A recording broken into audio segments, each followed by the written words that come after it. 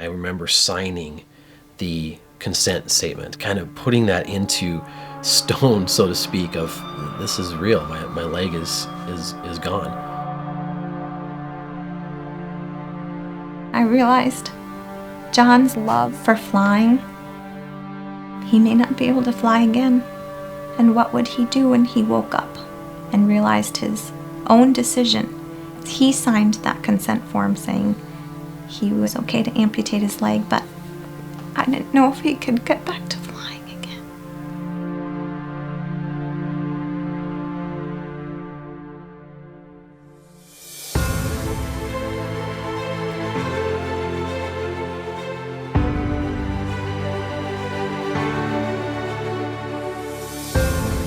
I remember when I was 6 years old, a family friend took me for a flight.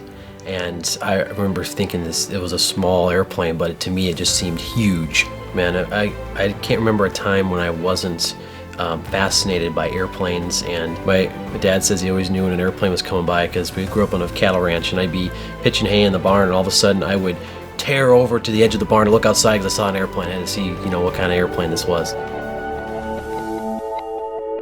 So when I was 16, I rededicated my life to the Lord, and was really seeking what He wanted me to do with my life. I just asked the Lord, open or close the doors as necessary, just to show me if this is the path that you have for me. And right after I prayed that, my assistant pastor, he said, hey, I need to introduce you to someone. And this missionary pilot from New Tribes Mission who had flown in the Philippines had come home from the field, and he really took me under his wing, so to speak, and mentored me in the process, taught me how to fly an airplane the way that you do in the jungle, and then the Lord just provided so many opportunities for building flight time and experience, and just really confirmed to me and just put a passion in my heart for using my skills to reach those with the gospel, because there's only one thing we can take from us in this world, and that's souls. We were doing pre-field training in McNeil, Arizona at New Tribes Mission Aviation headquarters, and the leadership approached us and asked us to go in for a 3-hour meeting. And I was a little nervous. I wasn't sure what they were gonna ask us. And they sat us down and they said, we have a great need for pilots overseas right now, and John has got a lot of skill and a lot of experience that we need for him to be chief pilot. So we were asked to then very quickly make it to the mission field, and so then we were expedited through the training program that they had, and being able to complete that fairly quickly. And then the Lord then brought in our support very rapidly. And in the end of this whirlwind, we ended up with our boots on the ground in Papua New Guinea within a few short months. So we arrive into Goroka, Papua New Guinea, and it's raining. And we walk up to this fence full of Papua New Guineans peeking in, watching these missionaries, coming off the airplane. And I was immediately overwhelmed with sight, smell, sounds, and I thought, what have we done? And I knew we had signed up to do this for the long haul, and so it actually took me about 2 months to just wrap my mind around this culture. But as time went on, I just fell in love with the people. I fell in love with their culture. They're very relational. We started to learn the language, and it really helped to learn their language. We arrived in Papua New Guinea and just really hit the ground running. We start my flight training right away, and Adie's getting plugged in the community, helping to provide hospitality and stuff to the fellow missionaries, and we're just really getting plugged in and excited about the work we're doing. And then 7 months, just 7 months after arriving on the field, then I have this accident. So one day, John calls me right before he's going to come home from work. He just finished a check ride that day and passed. He was really excited about it. And we had plans to go to somebody's house that night for dinner. And I get this phone call from John. The first phone call is, honey, how many dozen eggs do you need? And then I told him, and then I hung up. Within 2-3 minutes later, I get another phone call from John, and it's John sounding really far away. I get on my motorcycle to drive home on the very familiar 3-kilometer stretch between the airstrip and the mission center that I drove multiple times daily. And as I'm coming around a blind curve, there is a drunk driver that's on my side of the road coming head on. There's no shoulder. We ended up with a head-on collision. And my right leg was pinned in between the bull bumper of the Land Cruiser and the motorcycle. And my left leg was also crushed underneath. And I'm laying there with a severed artery bleeding to death.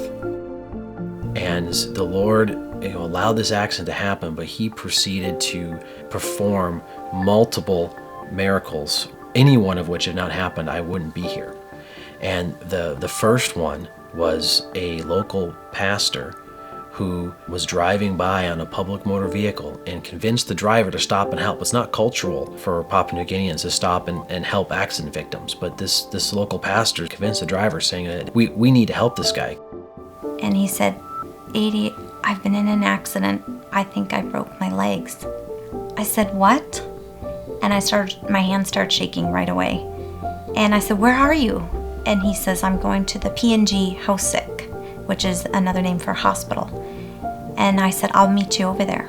So he hung up, and I quickly called John and Candace Yacht, told him I'm bringing the kids over to the house, hung up, called the people we were going to have dinner with, told him we got to cancel dinner, John's been in an accident, hung up, got in the car shakily, really shakily. He got me picked up from the scene and brought me to the medical clinic within literally minutes of the accident, and got me into the clinic so they could assess me and get a tourniquet on and get the blood stopped. And I had lost a tremendous amount of blood. They tested my hemoglobin. I was down to 2.7, which is not conducive to life.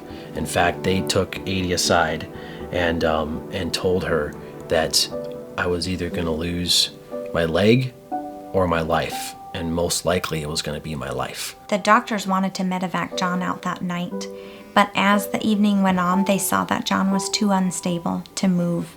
His blood pressure was going down, he was losing blood like crazy, and they just knew they couldn't fly him out or he'd probably die on the flight. And by the time I had the blood transfusion and everything, it was well into the night.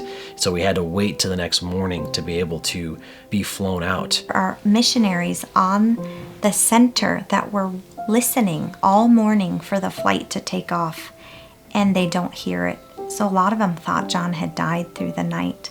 And I got emails from missionaries after the fact just saying, we started praying hard that morning for you guys as a family, not knowing if John had even survived the night. And we waited and waited to hear that airplane take off, and the sigh of relief that they had when they finally heard it take off as the fog lifted. We got airborne and went to Cairns, Australia. Even when I got to the hospital and I had, just different snapshots of consciousness, of being aware, I remember them trying to save my leg and then it not taking, and seeing my foot turning black and the circulation not being there, and the doctors saying, we think you should amputate. It's like, no, you need to amputate or you're going to die. I got the news that they had amputated. It went well. The surgery was fast. I was kind of surprised at how quickly it took, and I wrote to everyone to let them know God's got his leg. God's got John's leg. And it was a really surreal moment when that happened. And I realized John's love for flying, and he may not be able to fly again. And what would he do when he woke up? My first thought when I knew that they amputated his leg, I thought, we need to tell the boys. And how are they going to respond to their dad's leg being gone? And I kind of wanted to be the one to tell them the news because I wanted to be there to comfort them. But as the day got on, I thought, we need to tell them right now. Too many people are going to be talking about what happened. The boys are going to hear it from other people. They're not going to get the whole story, and they need to know. So I asked John and Candace Yacht, who are babysitting our kids, can you please sit down and tell them what happened? Just, let me know how it goes.